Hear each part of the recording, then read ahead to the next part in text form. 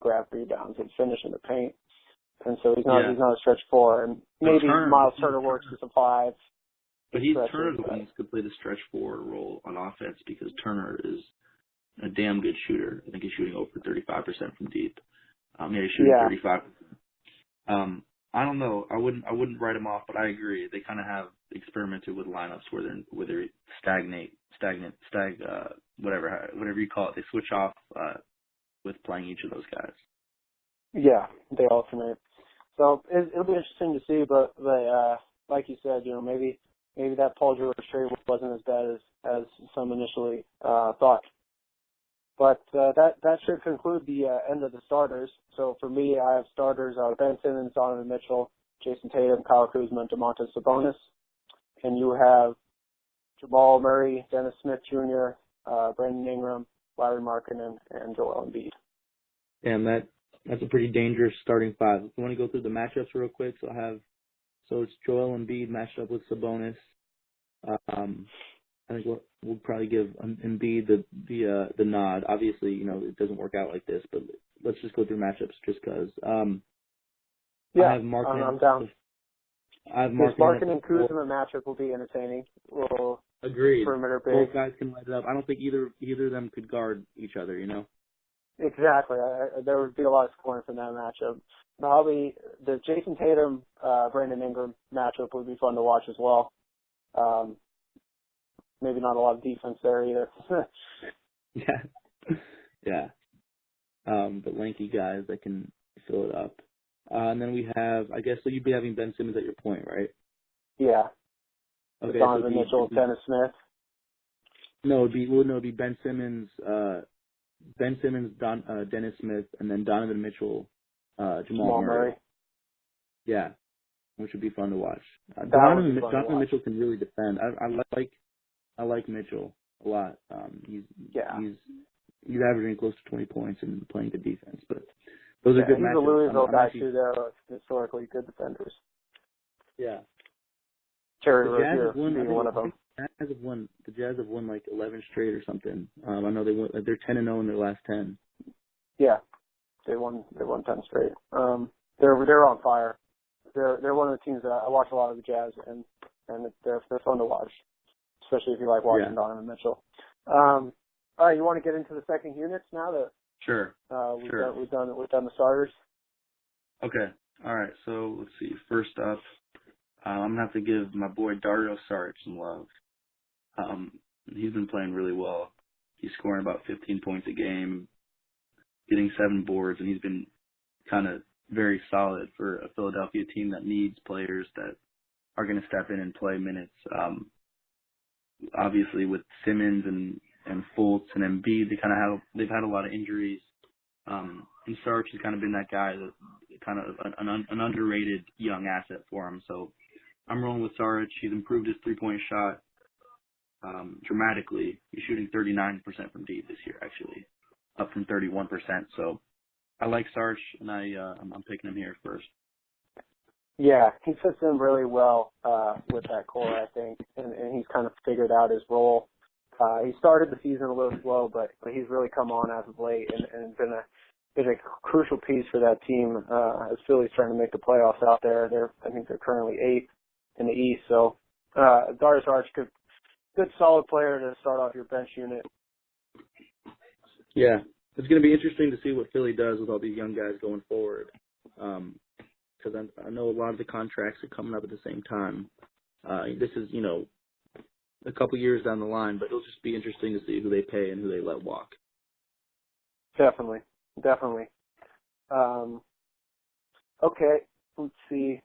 For me, I'm going to go with Jaylen Brown as my first bench pick. Pair him up with teammate Jayson Tatum. Jaylen Brown, he's increased his scoring average a ton this season. He's up from 6.6 in his rookie year to 14.1 this season. 3 ball falling at a much better clip, 37-7 this season after 34-1 the year before. So just growth in all areas. His rebounding is up. So Jaylen Brown has taken a leap in his year too, and he's a nice piece for them.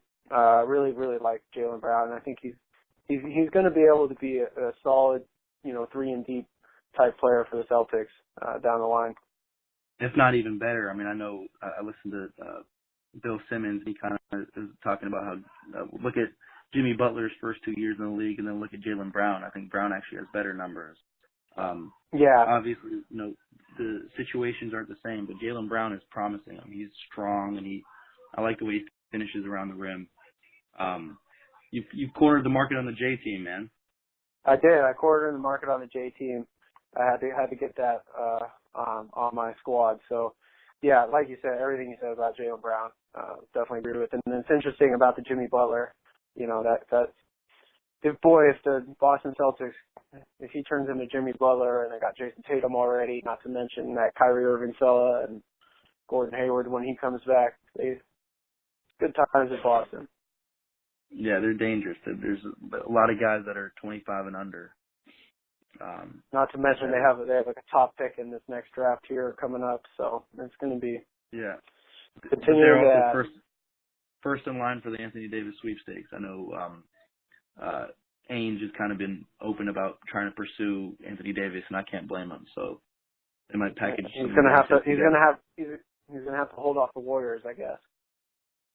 Yeah, the Warriors are going to be hard fighting after Anthony Davis. As long as they don't get LeBron, that is, All right. All right, second pick. Let's see. So I have Saric as my first guy. Let me go with rookie De'Aaron Fox. I think he was the fill-in for Lonzo Ball, and he's been playing really well. He's shooting the 3-ball actually better than a lot of people thought he would. I think, let's see what he's shooting. I think he's shooting close to 40% actually. He's shooting 33% from 3, which is decent, but I like De'Aaron Fox, and he's fast and he's fun to watch. So I'd pick him here.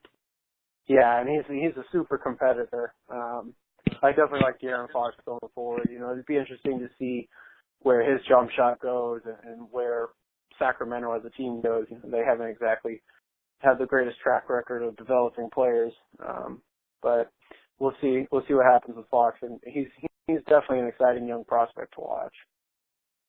Yeah. All right, let's move on here. I'm going to go with, there's some explosive players in this pool here. I'm going to go with one of the most explosive of them all, John Collins. This guy has just got unbelievable bounce, and he can just throw down dunks from all over the place. He's a good young rebounder as well.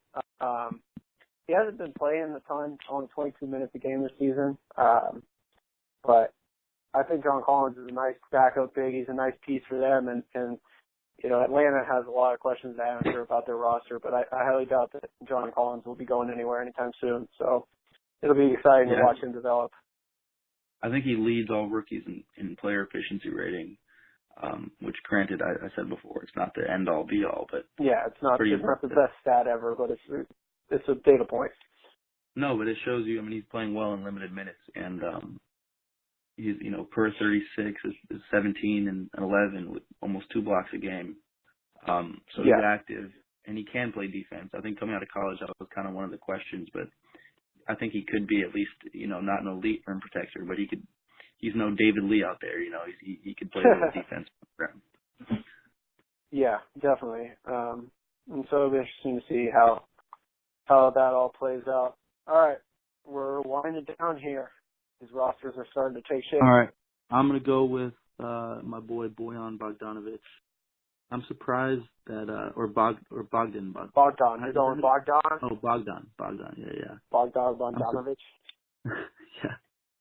I'm surprised. I think he's 25 years old. I'm surprised he even qualifies, but I guess as a rookie.